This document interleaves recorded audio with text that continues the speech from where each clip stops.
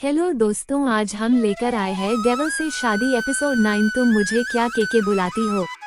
इश्की मिशा को पकड़ने के लिए उसके पीछे भागते हुए बोली, रुक मिशा की बच्ची, अभी तुझे बताती हूँ। मेरे बनाए हलवे को चाशनी बना दिया तूने। मिशा अपनी सफाई देते हुए बोली, यार कसम से इसमें मेरी कोई गलती नहीं थी। मैंने तो बिल्कुल ठीक चीनी डाली थी, लेकिन फिर तूने और मॉम ने भी उसमें चीनी डाल दी और वो हलवा चाशनी बन गया। ये सुनते ही इश्की बोली, तो कम से कम मुझे तब तो बता देती, जब मैं हलवा उस डेविल के पास लेकर जा रही थी। तब क्यों नहीं बताया तूने मुझे।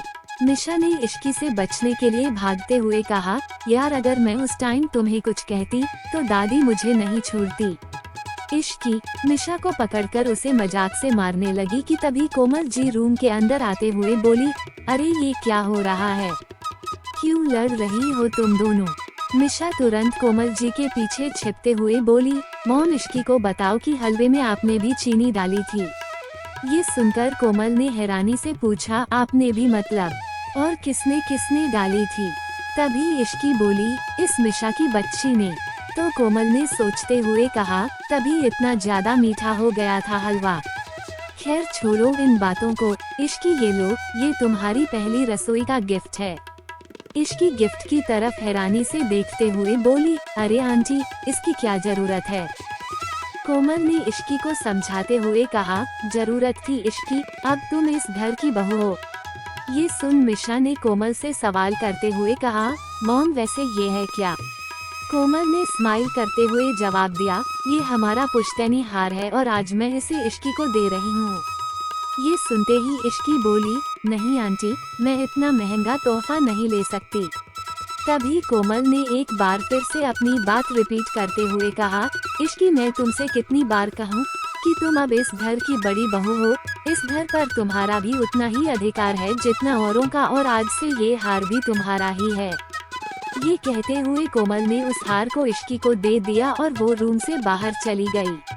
फिर कुछ ही देर में मिशा और इश्की आराम से बैठकर बातें करने लगी।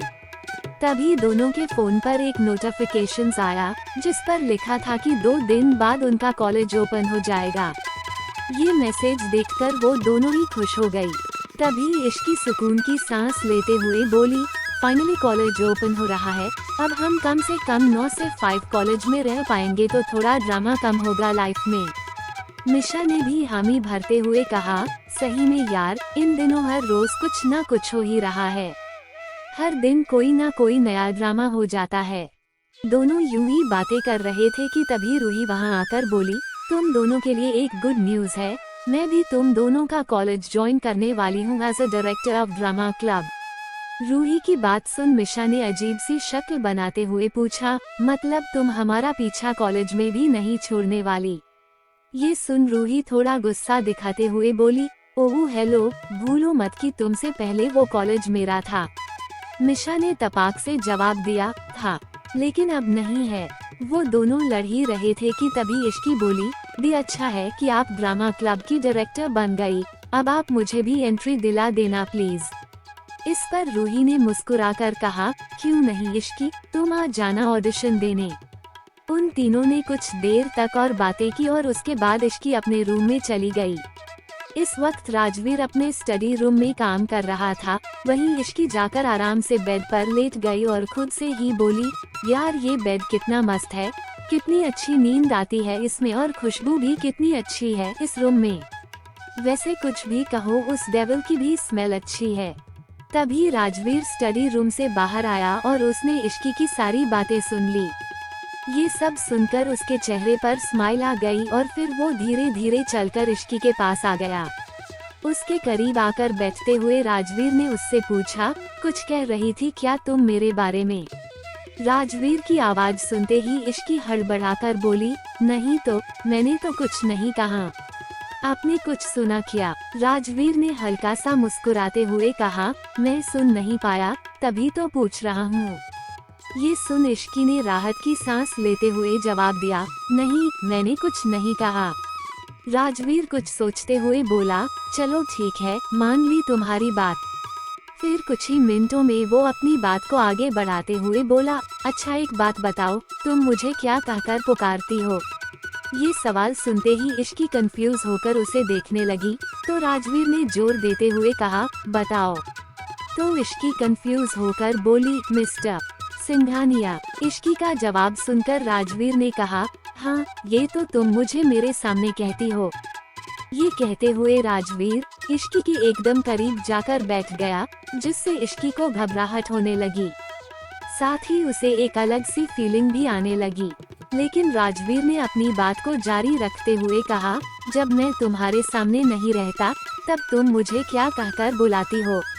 ये सुन इश्की ने डरते हुए राजवीर को देखा और फिर नजरें झुकाकर धीमी सी आवाज में कहा, तब भी मैं आपको मिस्टर सिंघानिया ही बुलाती हूँ। राजवीर तुरंत उसे टोकते हुए बोला, नहीं प्रिंसेस, सच बताओ मुझे। इससे पहले कि इश्की कुछ कहती, राजवीर इश्की के फेस पर आ रहे बालों को उसके कान के पीछे करने लगा। इश्की इस पूरे टाइम में चुपचाप बैठी हुई थी, क्योंकि उसे कुछ भी समझ नहीं आ रहा था कि वो कैसे रिएक्ट करे। राजवीर ने इश्की से फिर पूछा, बताओ इश्की, क्या कहती हो मुझे? इश्की हकलाते हुए बोली, वो मैं। इश्की इससे आगे कुछ कहती कि तभी राजवीर ने कहा, हाँ मैं सुन रहा हूँ, बोलो। फिर इश्की ने धीमी सी आवाज में कहा, डेविल। ये कहते ही इश्की ने डरकर अपनी आंखें बंद कर ली। राजवीर इश्की को ऐसे देखकर मुस्कुरा दिया और उसने पूछा, डेविल, मैंने भला ऐसा कौन सा काम किया है जो तुम मुझे डेविल बुलाती हो? राजवीर की बात सुनकर इश्की ने अपनी आंखें खोली और उसे देखने लगी। फिर मन ही मन बोली, पूरा दिन तो डेविल सी शक्ल बनाकर घूमते हैं। जब देखो लोगों पर गुस्सा उतारते रहते हैं और अभी शरीफ बन रहे हैं। इश्की से अपने लिए डेविल नाम सुनकर क्या होगा राजवीर का रिएक्शन? क्या इनकी ये खट्टी मीठी नोकझोंक ले लेगी प्यार का रूप? नेक्स्ट एपिसोड सुनने के लिए हमारे चैनल को सब्सक्राइब कर लो।